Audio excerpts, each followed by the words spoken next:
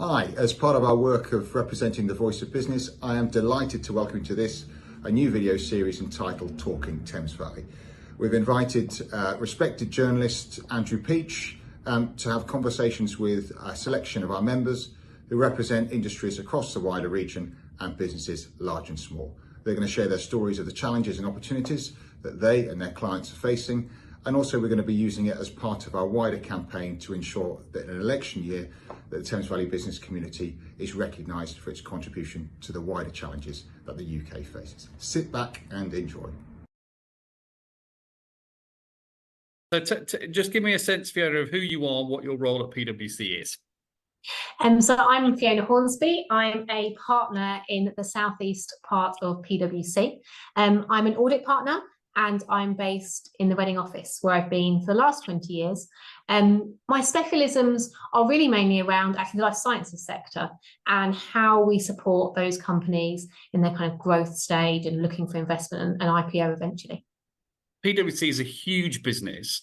Give me a sense of what role the Thames Valley plays in it and its footprint. So the way our business is structured across the UK really reflects the growth areas of the UK because we base our business where we believe there's growth. And therefore, it's no surprise that the Thames Valley is an area we're really excited by and why it's one of our key offices outside of London is based in the Thames Valley, being the Reading office. I think for us, the kind of key couple of reasons why the Thames Valley is so exciting for us and therefore why we do have one of our key offices based there, I think it's mainly twofold. I think firstly, you have some really exciting growth areas in the southeast, Thames Valley specifically. So like I just mentioned around being in the life sciences sector, the life sciences spin-outs coming out of Oxford are especially important to us. And also the level of kind of tech entrepreneurialism that you have in the Thames Valley area. So that kind of growth, the growth engines, if you like, of the future kind of economy are sat here. Secondly, you've got a lot of the UK headquarters of some of the largest international players such as Oracle, Microsoft. So basing ourselves in the Thames Valley has always been critical to us. And the fact that our office has grown to 700 people, doubled in size over the last 6 years, I think is just evidence of how the Thames Valley is a key strategic part of our business. Almost every sector's being squeezed by cost of living pressures here, cost of living pressures globally. Does your business feel that? Does that have an impact on what you are doing?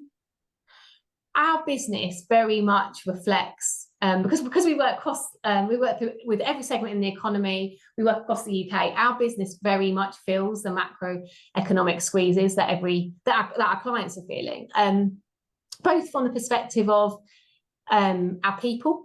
So our people are feeling that squeeze and how we support them through that. And actually, our average age of employment is about 27. So we actually have a lot of young people that are dealing with things like buying their first house and the cost of living challenges that many of us have.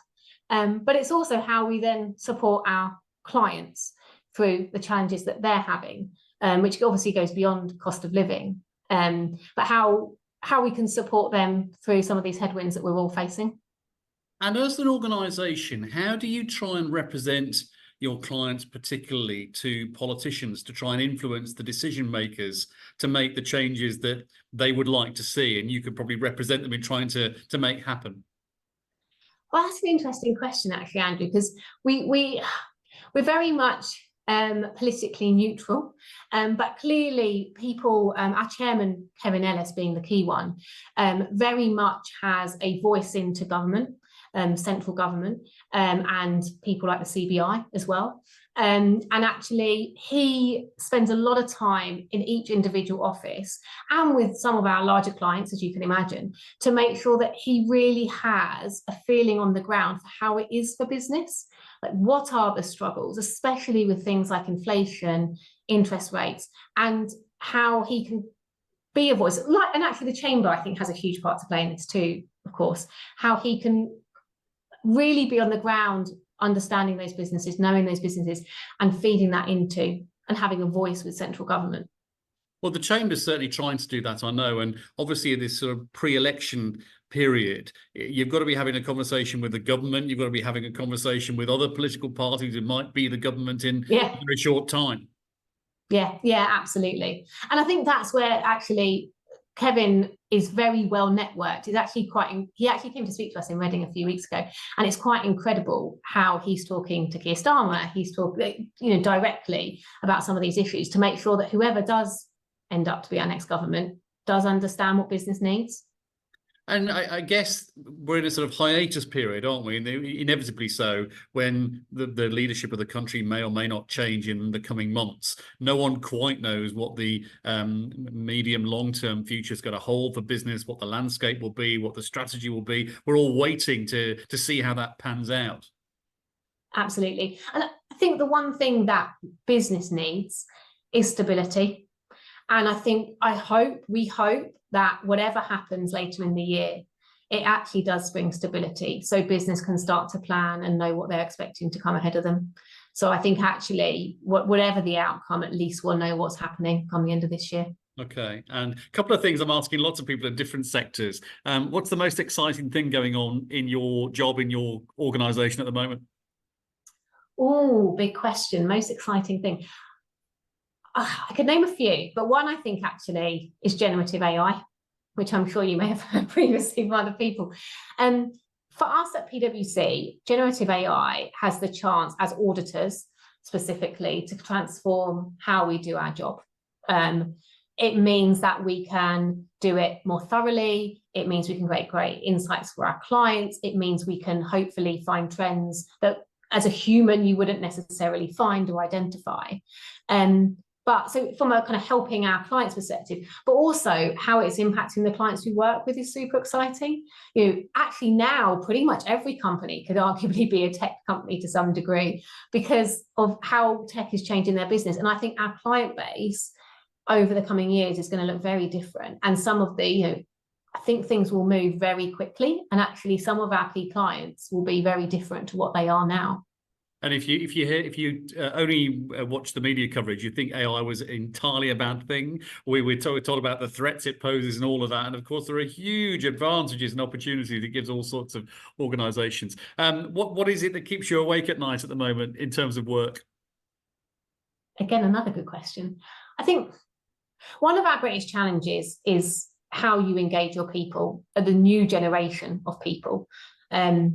Well, the people joining our firm now, and I think our clients are seeing the same, have a very different view to work to the people that, well, when I joined, let's say, and this is a very live debate for us.